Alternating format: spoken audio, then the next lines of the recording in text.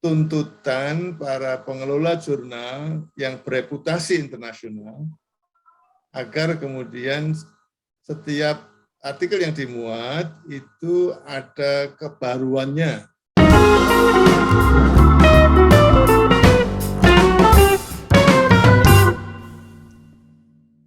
Bismillahirrahmanirrahim. Assalamualaikum warahmatullahi wabarakatuh. Selamat pagi, salam sejahtera bagi pemirsa UM Talks Academy dimanapun Anda berada. Pada hari ini kita kembali lagi melanjutkan pertemuan kita di episode ke-41.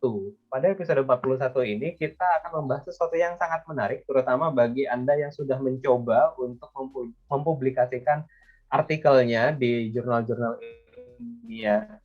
Dan biasanya pada saat kita ingin mempublikasikan artikel kita di jurnal ilmiah, itu banyak sekali aturan atau guidelines yang diberikan oleh masing-masing jurnal, di mana kita harus mensitasi jurnal-jurnal yang terbaru, dalam artian dengan harapan mereka akan mengharapkan novelty di situ. Nah, topik ini dibahas secara menarik oleh Prof. Ali Sokka dalam bukunya It Is What I Believe. Dan sebelum kita membahas lebih lanjut, saya ingin menyapa terlebih dahulu Prof. Ali Sokka. Assalamualaikum warahmatullahi wabarakatuh. Selamat pagi, Prof. Waalaikumsalam warahmatullahi wabarakatuh. Baik-baik ya, Mas Salim? Alhamdulillah baik, Prof.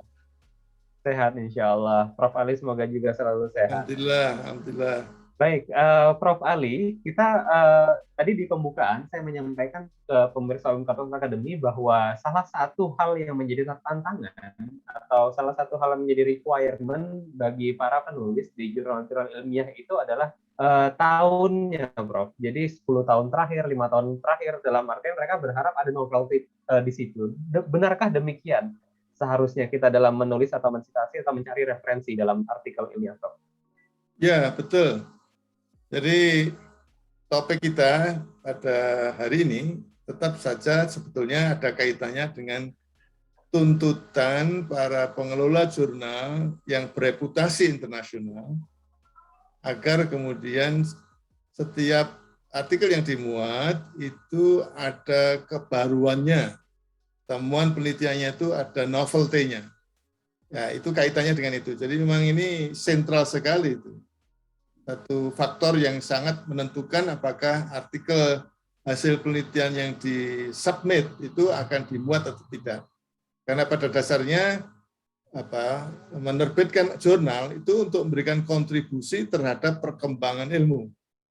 Perkembangan ilmu bisa dikontribusi kalau setiap artikel hasil penelitian itu ada kebaruan-kebaruan. Akumulasi dari waktu ke waktu menjadi lebih maju ya dari segi ilmu gitu. Nah, sehingga kemudian Mas Salim kalau mau lihat artikel seseorang itu bagus atau tidak, bisa saja dimulai dengan melihat pada referensinya gitu. Apakah referensinya itu dari artikel yang terbit di jurnal yang diterbitkan relatif mutakhir. The most recently published article ya. Most recently itu sebetulnya relatif. Ya tentu gampangnya, lebih mudahnya ya 5 tahun terakhir, atau bahkan mungkin kalau untuk IT ya, yang perkembangannya yang cepat itu bisa saja 2 tahun terakhir. Tapi ada juga yang mungkin saja temuan barunya itu ya beberapa tahun yang lalu, bisa juga 20 tahun yang lalu. Itu tetap saja the most recently published article tentang temuan itu. Jadi sekali lagi ini bisa berarti relatif. Dalam ilmu fisika mungkin saja itu temuan terakhir itu 20 tahun yang lalu, bisa juga. Tapi kalau dalam bidang-bidang sosial humaniora itu atau IT yang tadi saya sebut, bisa juga temuan barunya itu 2 tahun yang terakhir.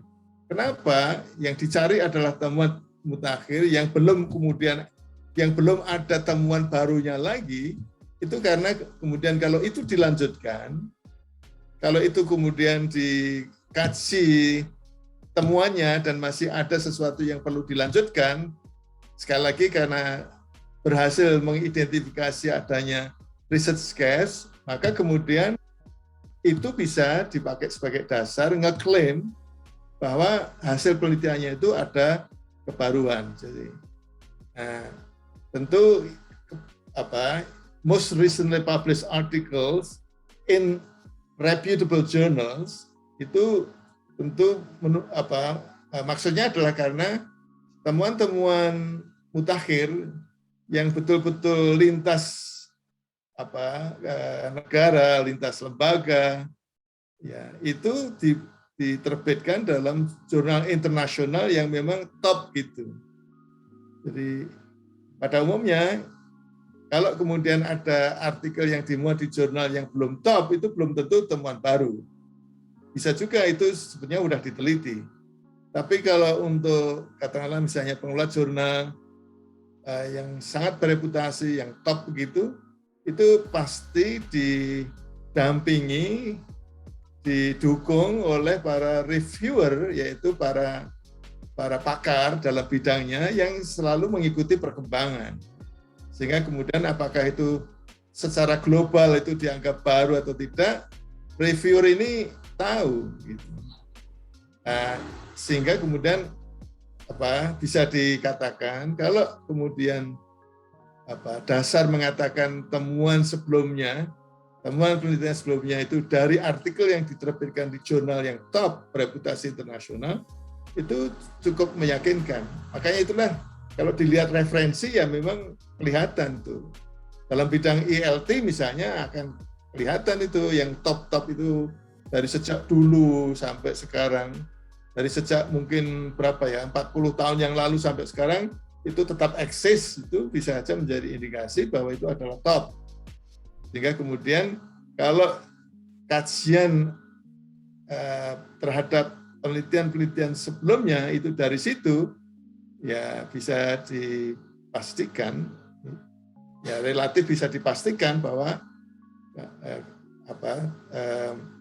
gaps itu betul-betul memang dari temuan-temuan penelitian sebelumnya. Jadi penting sekali ini penggunaan referensi dari artikel hasil penelitian yang diterbitkan jurnal-jurnal bereputasi internasional yang paling top.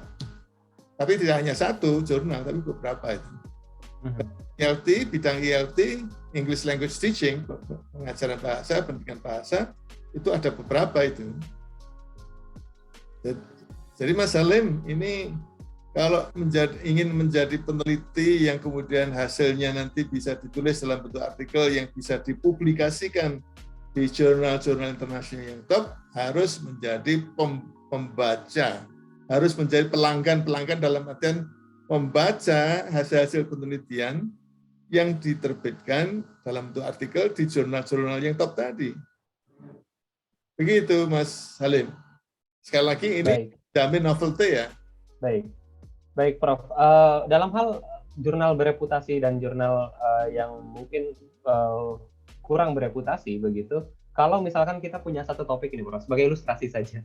Jadi kalau misalkan saya punya satu topik yang saya tertarik di dalam hal tersebut, namun ternyata pada saat kita mencari referensi, tidak banyak dibahas dalam jurnal bereputasi. Namun kita menemukan beberapa artikel lain yang mungkin ada di jurnal nasional yang belum terlalu bereputasi. Bagaimana kita mengambil referensi tersebut, Prof? Apakah benar saja, apakah termasuk dalam hal kebaruan atau tidak, Prof?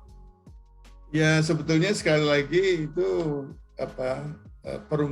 pengandaian yang mungkin tidak lazim ya pada dasarnya kalau artikelnya itu mengandung kebaruan, yakini oleh peneliti atau penulis itu mengandung kebaruan, itu biasanya ya dicoba dulu untuk di-submit ke jurnal yang bereputasi internasional yang top.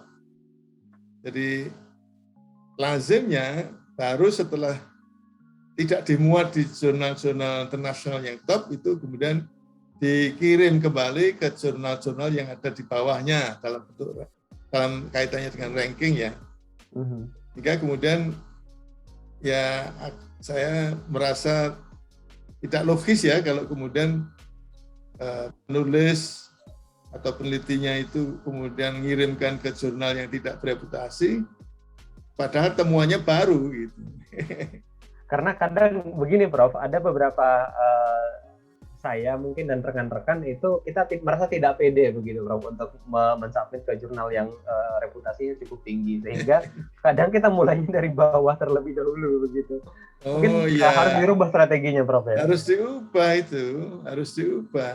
Intinya itu ya mulai dari top. Nah, ada kelebihan kalau kemudian mulainya dari top.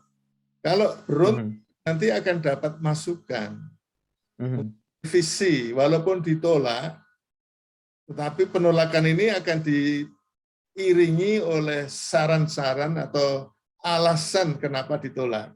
Ya, alasan kenapa ditolak itu kemudian bisa menjadi feedback untuk disempurnakan, dan akhirnya setelah disempurnakan bukan dikirim kembali ke jurnal yang sama karena udah ditolak ya.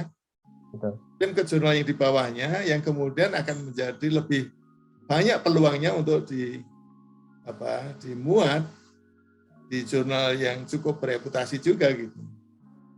Tapi kemudian ditolak lagi ya turun lagi. Jadi jangan kemudian dari bawah.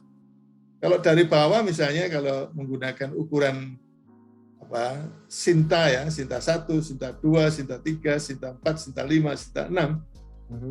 Apapun mungkin kalau kemudian apalagi kalau itu sebetulnya acuannya juga sudah cukup bagus dari jurnal-jurnal sebelumnya, kirimkan ke Sinta 6 apalagi langsung dimuat gitu. Itu karena Sinta 6 itu kan yang paling bawah ya. Baik. Dari segi kualitas kan pemenuhan standar itu kan hanya 30-40% saja pemenuhan terhadap standar. Dan mereka pada umumnya masih memerlukan jumlah artikel. Apalagi kalau kemudian artikelnya lihatnya rapi, bagus, ya jelas dimuat. Tapi kemudian itu kan tidak banyak akan dibaca dan digunakan sebagai acuan karena dari rankingnya sudah dianggap belum masih dipertanyakan lagi. Jadi sekali lagi strateginya jangan dari bawah tapi dari atas. Hanya dari atas itu yang realistik juga. Kalau yang paling top padahal itu sebetulnya masih ragu, itu mungkin sebelum diproses reviewnya sudah ditolak, yang biasa disebut dengan desk rejection itu. Di meja redaksi sudah ditolak, belum diproses reviewnya. Kalau belum sudah diproses reviewnya, itu alasan kenapa ditolak itu ada dan itu diberikan. Begitu Mas Salim. Baik Prof. Ali, mungkin sedikit kesimpulan bahwa memang benar bahwa most recently published article itu bisa menjadi salah satu acuan untuk menentukan kebaruan, tapi dengan syarat ini Prof ya, syaratnya adalah dari jurnal-jurnal yang bereputasi begitu Prof ya. Oh ya, betul. Ya, recently published articles in highly reputable journals. Betul. Artikel yang terbit mutakhir itu menunjukkan adanya kebaruan, tapi mutakhir itu relatif yang diterbitkan di jurnal-jurnal yang bereputasi internasional yang top. Baik, sedikit ya. Jadi dalam kaitan menggunakan jurnal itu ada dua. Satu sebagai acuan. Kalau sebagai acuan yang paling top. Tapi yang kedua itu sebagai target dalam submit. Target mau diterbitkan di mana itu kan bukan kendali kita ya. Kalau tadi sebagai acuan itu target kendali kita yang masalah akses saja. Tapi kalau kemudian target jurnal yang akan memuat artikel kita itu bukan kendali kita, sehingga lebih realistis lah gitu. Dua fungsi jurnal ya, satu sebagai acuan. Kalau sebagai acuan itu pilih yang paling top, jurnal yang paling top. Tapi sebagai target jurnal yang akan dituju, akan disubmit, itu yang realistis. Dengan melihat kira-kira seperti apa mutu yang diminta oleh pengelola jurnal itu dari apa yang sudah terbitkan. Terima kasih.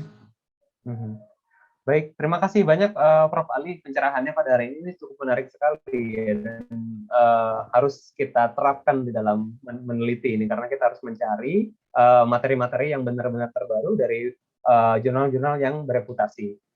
Baik, terima kasih Prof. Ali Saukah atas materinya pada hari ini, dan pemirsa Umkatox Academy, kita akan melanjutkan topik-topik terkait dengan penelitian ini tentunya di episode selanjutnya dengan bahasan-bahasan yang lebih menarik.